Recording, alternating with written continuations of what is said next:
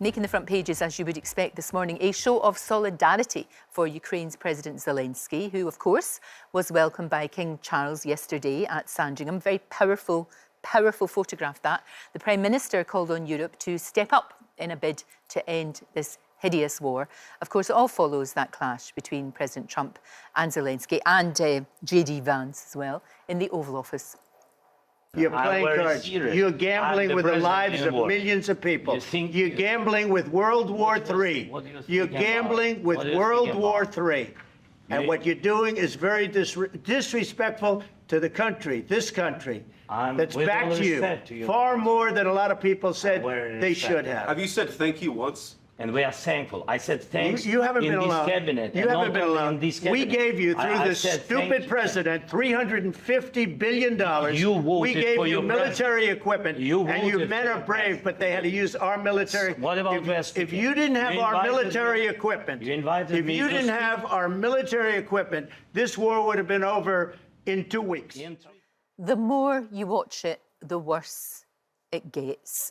In just a moment, Ross is going to be telling us how Hollywood reacted at the Oscars, of course. But first, ITV News UK editor Paul Brand is right here. Now, you just don't do that in public, Paul. You don't, unless that was deliberate. I've never seen anything like it in my life. Yeah, I've never seen anything like it in my life either. Because normally that kind of row, if it happens, is off camera. Yeah. I mean, sometimes as political journalists, we get these sort of readouts, as they're known, emails that are sent out about two world leaders meeting, you know, if Keir Starmer meets so-and-so. And you can kind of sometimes read the subcontext that maybe it was a testy meeting. Right. But I've never seen it on camera like that before. And the whole point of doing diplomacy is that really you do it behind closed doors. Yeah. But look, Zelensky left that meeting, obviously, in a dreadful position. But he's had a royal morale boost over the weekend. He's met the King at Sandringham, all part now of trying to get things back on track after that meeting on Friday. Following that testy exchange, Donald Trump accused President Zelensky of disrespecting the USA. He said that he disrespected the USA in the Oval Office, the most revered office in America. And now it's all on Keir Starmer, of course, to try and get things back on track. This is what he posted on his Truth social media platform. Keir Starmer's going to try and get it back on track now. Yeah. So he invited Zelensky to Downing Street. Just before this, actually, they had a hug. So clearly Keir Starmer wants to show, you know, you're really welcome. You've got our full support. And actually, lots of people stood outside Downing Street waving Ukrainian flags as he approached to say, look, we back you, President Zelensky. It was very deliberate, that, wasn't it? Those gestures, him going to meet him. You know, this might not seem like very much, but this is all thought out, isn't it? Definitely. Yeah. It's a real display. And again, meeting the King, right? It's all a display to say, you've got the support of the United Kingdom. The challenge of Keir Starmer now is that really, he faces the kind of pressure that Prime Ministers did in the run-up to World War II, because he really is trying to bridge this divide now between Europe and America, and to try and mend relations between Zelensky and Trump, which is not going to be easy. No, it's not, and nobody wants to go to war. We don't want to see our depleted armed forces, because the armed forces in this country, as you well know, have been starved of funds and manpower, and nobody wants to see that happening. Everybody wants peace, and nobody wants it more than President Zelensky. Interesting, when he was doing his interviews at the weekend, he was using interpreters.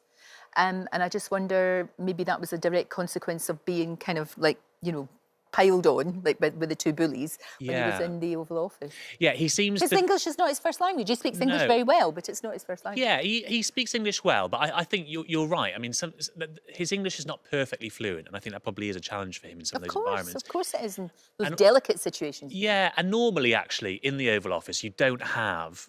I mean, when it's President Biden, for example, you didn't have 40 minutes of stuff on camera where they were talking about and answering questions. You also didn't have the Vice President chipping in either. No, well, certainly not. That was bizarre. So I think, you know, if it had been under Biden, he wouldn't have needed an interpreter, quite frankly. It would have been a quick handshake, a couple of pleasantries, and then they go off. And like I say, they do that diplomacy off camera. Yeah. So, yeah, I think last night was a more formal situation where he was dealing with leaders, and so he had his earpiece on, he was having his translator in. Sure. If he'd had that in the Oval Office, maybe it would have gone slightly differently. Maybe it might have, you never know, but I just think that's what they set out to do. And I mean, you know, people who are pro-Trump talk about him being this great negotiator, you know, getting the deal and all of that, and whether this is posturing. But for goodness sake, the stakes are so high. Yeah. Because all anybody wants is peace. That's what we want. Yeah, and I think you can understand why Zelensky feels very, very emotional about it, right? Because for goodness sake, the poor man.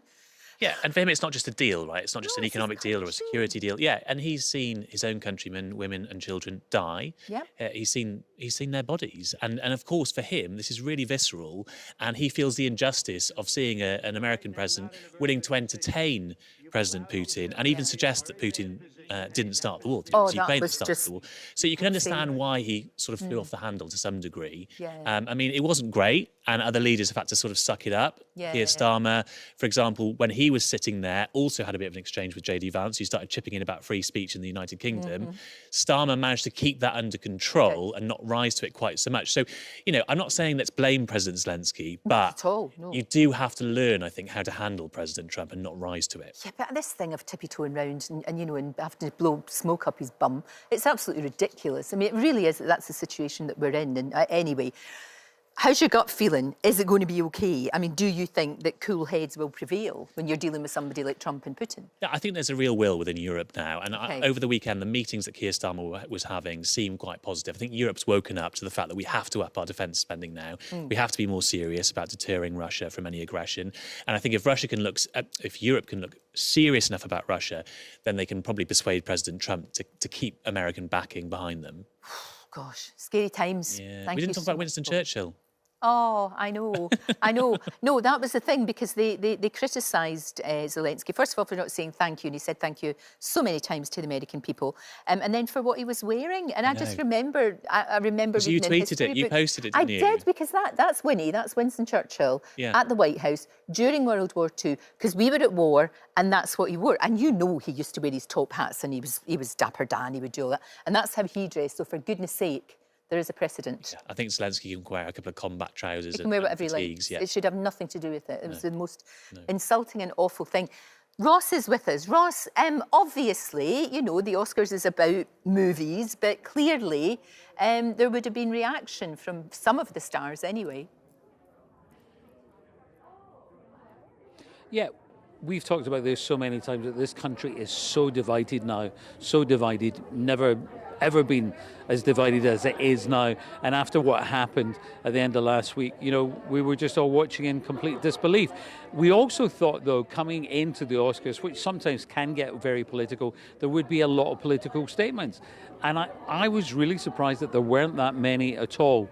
There was a joke, first off, made by Conan O'Brien, talking about Anora, and of course that is all about an oligarch, bit of a Russian connection. This is what he said during the Oscars.